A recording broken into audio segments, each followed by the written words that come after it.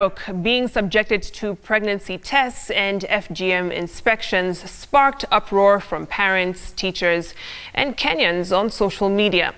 Many arguing that legal, medical, and human rights lines were definitely crossed, not to mention the emotional and psychological trauma that exercise could inflict. Now, we spoke to Narok County Commissioner George Natembeya earlier on. He had his say. Now we speak to a doctor, a lawyer, and an anti-FGM advocate to give their takes on the implications of this particular exercise. To my far right is Miriam Wachira. She is the FIDA Kenya Deputy Executive Director. Thank you for coming in. Next to her is Ismail Osman. He's a program officer at the Girl Generation, which is an anti-FGM advocacy group. And last but not least is Dr. Stella Bosire. She's a former CEO of the Kenya Medical Association, as well as a gender equality and global health expert. Thank you all for coming in. Let me begin with you, Miriam, because the legal question comes out strong on this. And of course, I asked George Natembeya what was informing this, what legal grounds was he using to carry out this directive and exercise. He couldn't tell me. But in your view, what legal lines has he crossed? Thank you, Victoria, for having me. I think our Kenyan law does not provide for the testing of FGM. So he has no legal basis of the testing. Actually, it's against the child's right to privacy and their dignity. It's a good thing he's doing. We are proud his enthusiasm to fight against FGM, but at the same time, we have to do it within the confines of law. We cannot do an illegality with another illegality. It does not add up. Right. And there's also the issue of they're not just testing for FGM, but pregnancy as well. Well, this has been going on in various schools for quite some time.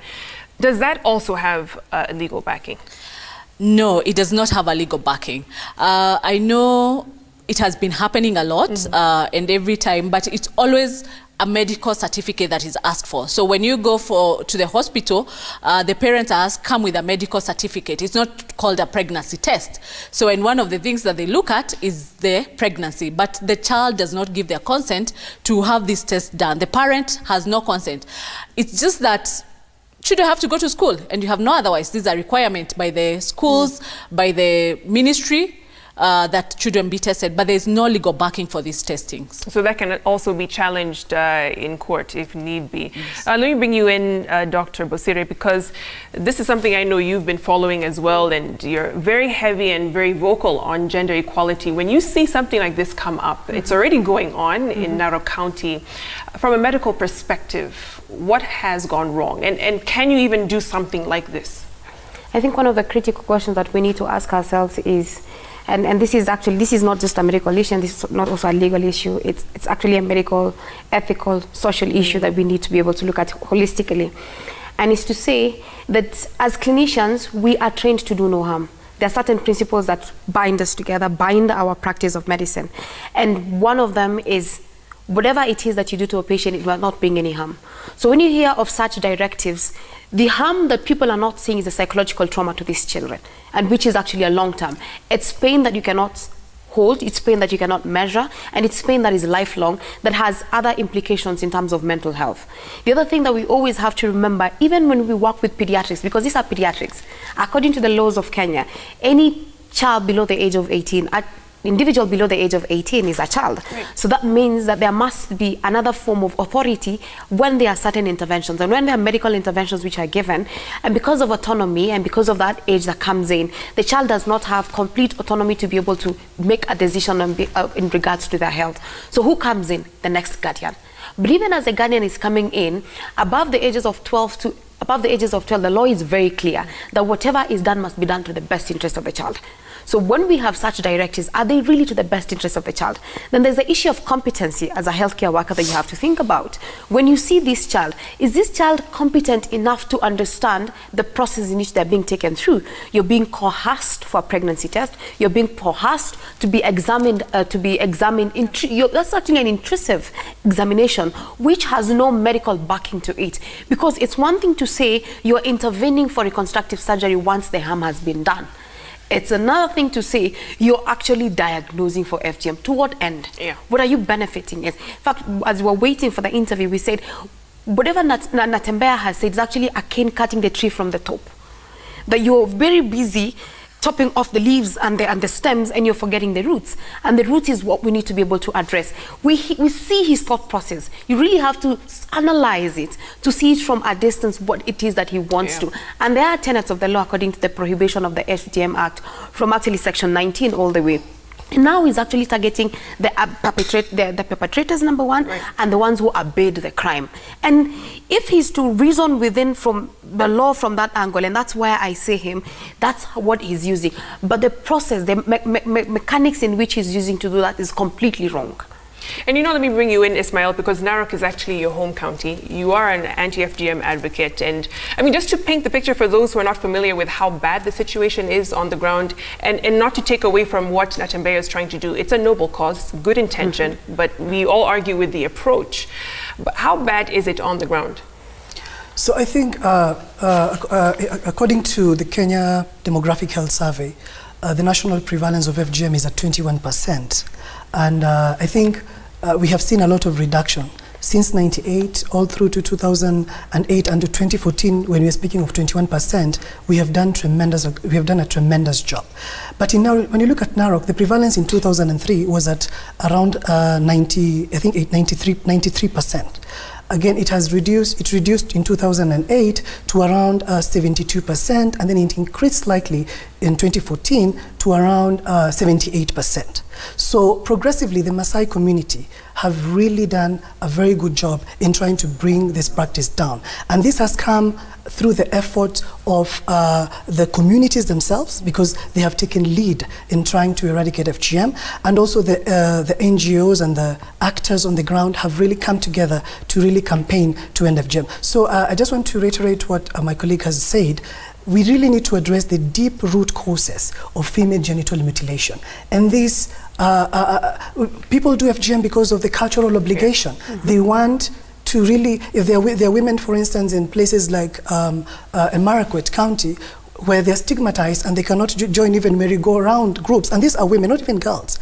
These are wives, and they cannot be part of certain spaces within their own communities because they have not undergone it. So there's a lot of stigma, and all this is because of the cultural pressure. So with this issue, I think there is the right of privacy for the child, because nobody should in any way be allowed to touch or see the genitalia of a child for reasons that I don't understand. This is child abuse. So I think the intentions of the Commissioner of Narok are very good. Honestly, he has done a commendable job. He has even gone an extra mile to constitute committees at the sub-county level that will be able to fight FGM. I think he has very good intentions, but the approach, as we said, we need to consider a do no harm approach. As my colleague said, there's the do no harm approach in the medical field, and also we have a programmatic do no harm approach that looks at ensuring that we do not add any harm when we're doing our programs. So how would you suggest then he goes about it? Because he is also getting support from people saying, you have to understand how these perpetrators behave, and you need to be just as tough on them. But in your view, what needs to happen? What is more effective where the child is not being harmed? I think for me, instead of mandatory screening, we should be talking about mandatory reporting. Anybody who has contact with a child, be it a parent, be it a teacher, be it a social worker, be it a medical practitioner, anybody who gets into contact with the child has a right to report if a girl is, one, at risk of FGM or already has undergone FGM. So I think it's just the issue of reporting. If we're able to streamline and strengthen that, then we will be able to move forward. Another thing is interagency cooperation. We have other agencies that do this work. We have the Office of the Director of Public Prosecution. And one challenge we have in Kenya right now is the fact that we do have weak investigations. So the investigative departments also are very important in this, because if we have weak investigations, then we will not have effective prosecution. So it's bringing all these actors, including the children department, because what happens to the girls who have been rescued from FGM? So the government has not been able to set aside child protection units or rescue centers that can accommodate, for instance, girls who have been rescued from FGM. So ending FGM is a collective responsibility. It requires everyone to be involved, including religious leaders, including the churches, and it should be led by the communities themselves.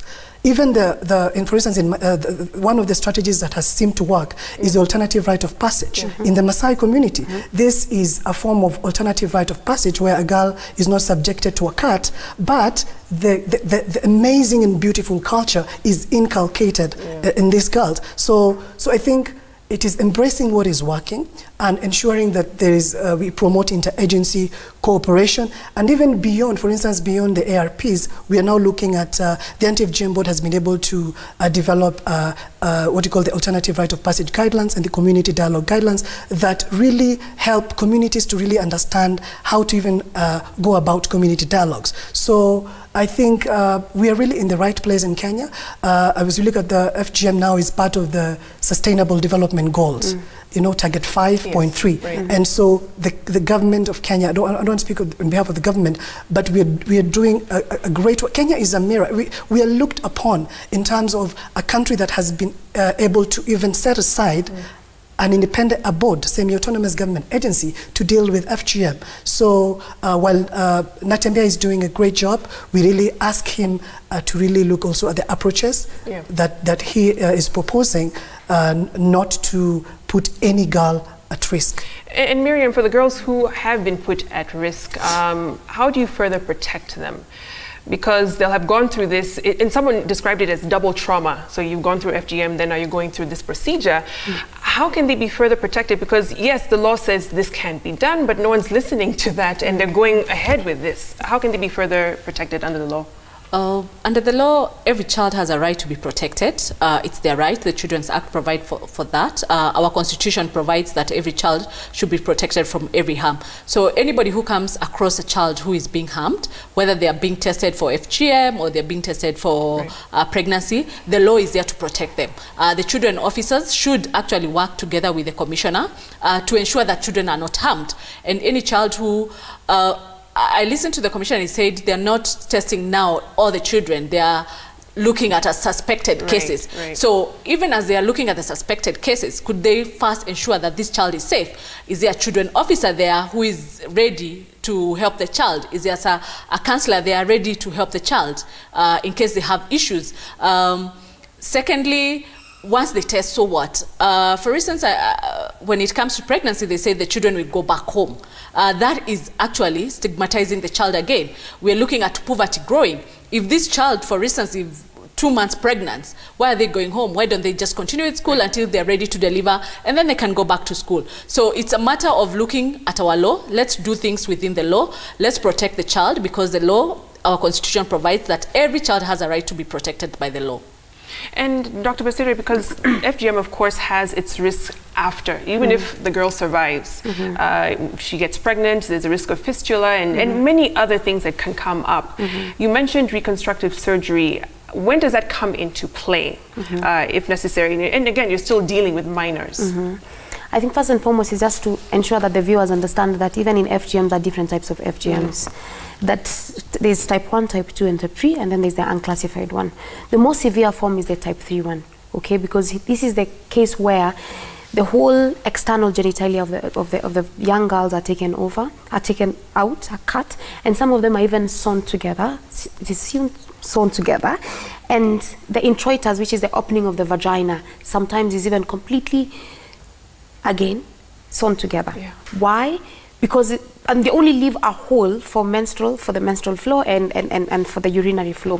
When this happens, then as this young girl grows into a woman and she gets into her reproductive age and she gets pregnant, then their difficulty starts in. So the difficulty starts in with the trauma, the sexual trauma, because now you already have tissue that has become very hardened. We call it fibrous tissue, that you have to do a lot. I mean, it has to go through a lot of abrasion, meaning that you're exposing this young woman to infections. One, remember, this is a country where our young girls between the ages of 15 to 21 have the highest prevalence of HIV. All the new infections, about 30% of them, 50% of them rather, are within this age group. So the risks of not just HIV and not just STIs, or even the other bacterial infections are also increased. Now, once a pregnancy has set in, for example, there's conception, then there's the issue of birth. Then that comes in. But in the society that you have, particularly in certain community, where still the consent of the man is still needed in such times, particularly in delivery, as a clinician, you go in anywhere and you say, this woman cannot deliver through the SVD, which is the normal spontaneous vertex delivery. She has to undergo through a cesarean section. Many of them have to wait for permission again. So you see, there are social issues just have an implication on your medical. So you find that you also have to deal with that. And then there's time. There's also time. I mean, labor is actually a timed process. Yeah. So you miss this opportunity to be able to deliver a live well baby, then you also now end up with complications. Cerebral palsy start coming in because now there's the issue of the fetus staying, the unborn child unborn fetus staying in the uterus for a long period of times. They get tired, they have meconium, everything goes wrong in such a short period of time because of one process. But this is a life-changing process. Now that's just looking at the trauma, the physical one. Then we're not talking about the psychological trauma. These are women who have low levels of self-esteem, number one, very low libido, because of the esteem which actually affects the sexual drive. These are women, number three, who are more likely to be faced with risks of anxiety, PTSD, paranoid, the spectrum of paranoia, and number four, depression. And of course, the other end of that is suicide. Yeah. So you're actually, in the whole lifetime of this woman, there are risks for multiple, both organic, which are physical diseases, and inorganic, which is now the mental health that you're talking about. Right. So it's actually a continuum of processes that have to be dealt with. So when we see such patients, then we have our specialists who are the reconstructive surgeons, who now come in and try to refashion again, to try and bring back the vagina as it was, to do the openings. But again, it's a long process. It's a multi-stage surgery for some patients. Wow. And of course, there's a cost implication to it, you know. And aside from that, is again, going back to the individual person who has to go back to this community who will discriminate and stigmatize them and say, how can you reverse our own cultural practices, yet they were more detrimental than they are good to this individual. When my colleague said about the legal provisions, that's why I said this is not just a medical issue, it's not just a legal issue, it's an ethical and a social issue. The other question is that what we are seeing right now is that these practices are not done by traditional attendants. We also have to come to that reality, is that they're actually being practiced by qualified practitioners, professionals. Yeah. And then you look at the Anti-FGM Act, it actually even brings in the profession. If you're a profession, you have equipments for FGM, you've committed an offense. If you have knowledge as a practitioner that this was done and you're not sharing that information, you're at fault. So these are issues that actually the legal fraternity needs to look at it, the medical fraternity needs to look at it and say, it's a moral issue, it's an ethical issue, and it's a life-threatening issue.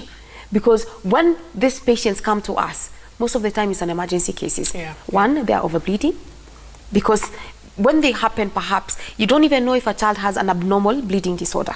So they come, they've bled, they're almost to death. So what happens? It's an emergency. So we have to treat this as an emergency medical issue that needs to be discussed, awareness to be created within communities, such that there is an intersection, as he says, an interagency, such that there are medical practitioners who are coming in on board and saying these are the implications. When you're talking to the elders, for instance, in the barazas, we have to tell them about the realities of delivery when these women come. Yeah. We have to tell them about the realities of HIV, because only then does it sink, and do you create ownership within communities for them now to start driving for change. And speaking of which, I'll finish with you, Ismail. You mentioned the whole, and you too, Dr. Bosire, the buy-in of the community.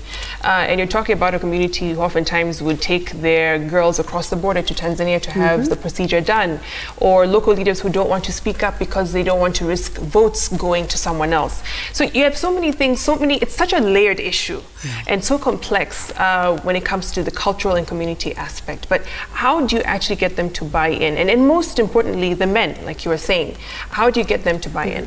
So I think to end FGM, as I said, it needs a collective approach, and we need to involve men, because you find that men are the decision makers in most families. If men today decide that their children, their daughters and their sisters will not be cut, then they will not be cut. So I think we need to involve men, because they're very critical when it comes to ending FGM. Another cohort of people we need to involve is the youth.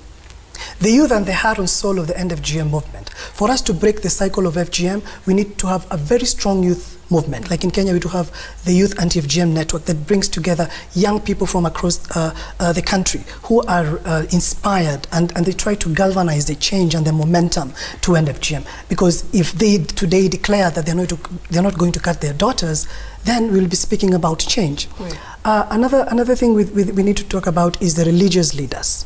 For instance, when you go to Northeastern, that has the highest prevalence of FGM at around 98%, the main reason for FGM is because it's a religious obligation. Right. While FGM has no basis in Islam, and this has been declared by the Deputy Chief Qadi and also other Muslim scholars around the world, that FGM indeed has no basis in Islam. So it's about continuing to educate our populace, our communities, and having that dialogue, because this is a cultural practice. It is valued. And so we need to use, you know, even when we're approaching them, try to use cultural sensitive languages.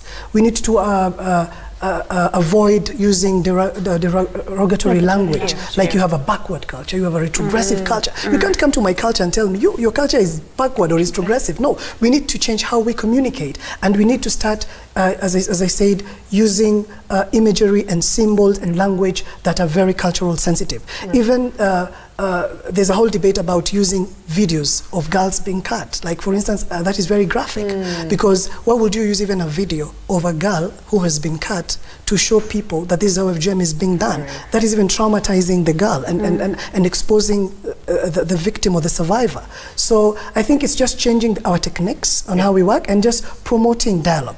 Let me come to the cross-border FGM. I think this is something that the government of Kenya is really keen, and as we speak right now, there's a tripartite agreement between Kenya, Uganda and Tanzania that is being worked upon by the Ministry of Public Service, Youth and Gender. And this has been it's an emerging trend that when you go to Pokot, girls from the Pokot side, West Pokot side of Kenya are being taken to Uganda for cutting, and then they're brought back. So when you go to Kuria, the same. When you go to Somalia, this is happening. And also there's also the new version of vacation cutting, where we have girls from the diaspora, and especially predominantly from the Somali community, being brought here in Nairobi, in Isli, for cutting. And this is happening. There's a lot of evidence that is happening. So all these are emerging trends. Another emerging trend is the age of cutting has reduced from maybe 13 years to 15 now. Girls are being cut from 9 and 9 years, 8 years, 7 years. And places like Taita, they perform what you call infant genital mutilation.